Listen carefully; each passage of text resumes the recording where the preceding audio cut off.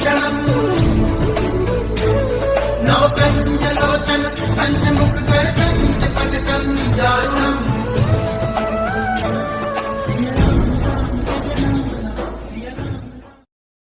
महाराज जी के आज के विशेषांक में रक्षा सूत्र परिवार के सभी सदस्यों का हार्दिक स्वागत है। बाबा जी के भक्तों को राम राम। जब मैं बाबा जी के पास आया तो बाबा जी ने मुझसे पूछा कि ब्रजमोहन क्या कह रहा था, मेरा उसके बारे में क्या विचार है। मैंने जो कुछ ब्रजमोहन से कहा था उसे बताया और कहा कि वह और अधिक बातें करना चाहता था और मैं उसकी बातें सुनने का इच्छुक था, किंतु उसी समय आपने मुझे बुला लिया था। उन्होंने कहा, मेरा इससे क्या काम, लोग तो तरह तरह की कहानियाँ अपनी कल्पना से सुनते हैं, तुम लोग उसी में अनुरक्त हो जाते हो, जैसे तुम लोगों को दूसरे कोई कार्य ही नहीं करने हों। मुझे ब्रजमोहन की कहानी न सुनने का दुख था। बाबा जी ने मुझे सावधान भी किया था, किंतु यह मुझे उनके भक्तों की आप बीती बातें सुनने से कोई रोक नहीं सकता था। मैं जानता हूँ कि मेरी सारी जानकारी जो कुछ भी है इन्हीं भक्तों के संपर्क और उनके द्वारा सुनाए गए अनुभव के ही आधार पर है। अगस्त मास में प्रयागराज विश्वविद्यालय खुलने पर मैं लौट आया। मेरे लौटने के कुछ दिन बाद ही जब मैं यूनिवर्सिटी से घर वापस आया तब मेरी माँ ने मुझे बताया कि ब्रजमोहन श्रीनगर से तुझसे मिलने आए हैं। वह खाना खाकर बाहर गए हैं और कुछ ही देर में वापस आएंगे। जब हम लोग चाय पी रहे थे तभी ब्रजमोहन वापस आए और हमारे साथ कुछ दिन ठहरे। यह उनकी पहली यात्रा थी और बाद में कई बार आए।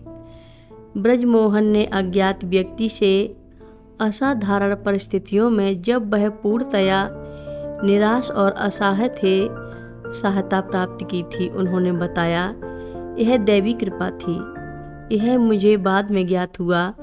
मैं छोटा सा बच्चा था और अपनी ही कठिनाइयों से जूझ रहा था। उस समय यह व्यक्ति मेरी सहायता करने आया। मुझे कोई ध्यान नहीं था कि मैं उस व्यक्ति के बारे में जानूं या पूछताछ करूं कि यह व्यक्ति कौन था और मेरी सहायता क्यों कर रहा था। मेरा सारा ध्यान अपने सौभाग्य पर था जो मुझे प्राप्त हो रहा था और जिसकी मैं प्रतीक्षा कर रहा था। जब डूबते हुए व्यक्ति को कोई बचाता है तो उसे बचाने वाले के बारे में ध्यान नहीं रहता है, उसे केवल इतना ही ध्यान रहता है कि वह बच गया है और जीवित है। जब उसे यह ध्यान आता है कि उस व्यक्ति के बारे में जानूं, तब तक वह व्यक्ति जा चुका होता है।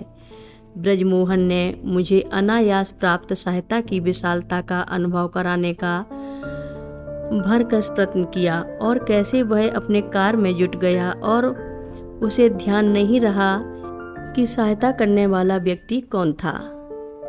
वह तब तक अंदाज़ा लगाता रहा कि जब तक 1960 में उसने अपने उद्धारकर्ता का आखिर में पता लगा ही लिया। ब्रजमोहन गढ़वाल के एक गांव में साधारण परिवार में जन्म लिया था। वह मंसूरी में बालकाल में ही शिक्षा के लिए आ गया था और अपने संबंधी के यहाँ रह रहा था। एक दिन अपनी स्कूली टीम में स्थानीय स्कूल के बालकों के साथ मैच खेलने के लिए देहरादून गया। सभी बाईसाइकिल से आए, किंतु खेल के मैदान में पहुंचने से पहले ही उसकी साइकिल टूट गई थी। उसने यह साइकिल दूसरे मित्र से ले ली थी। वह असहाय हो गया। उसने अध्यापक से कहा कि उसके स्थान पर किसी दूसरे को खेलने को कह दें, क्योंकि उसे अपनी साइकिल की मरम्मत करानी है। साइकिल मरम्मत करने वाले ने बताया कि साइकिल का एक पुर्जा टूट गया है, दूसरा लगाना पड़ेगा, जिसमें 1 रुपये 8 आने का खर्चा है। मेरे ऊपर बिजली सी गिर गई, क्योंकि मेरी जेब में 4 आने पैसे के अतिरिक्त कुछ नहीं था और मित्रों की भी हालत ऐसी ही थी। यह जगह मेरे लिए नई थी। और मेरा कोई परिचित भी ऐसा नहीं था कि उससे सहायता उधार ली जा सके। साइकिल भी मरम्मत होनी ही थी और उसके लिए पैसे चाहिए ही थे। उसको पैसे अर्जित करूं। मुझे मेरे अध्यापक के कथन का स्मरण आया कि पाश्चात्य देशों में विद्यार्थी स्वयं विद्यार्जन के साथ धनार्जन भी करते हैं और उसी से अपना जेब खर्च चलाते हैं। कथा लंबी है, आगे की कथा सभी भक्तों को अगले भाग में सुनाएंगे।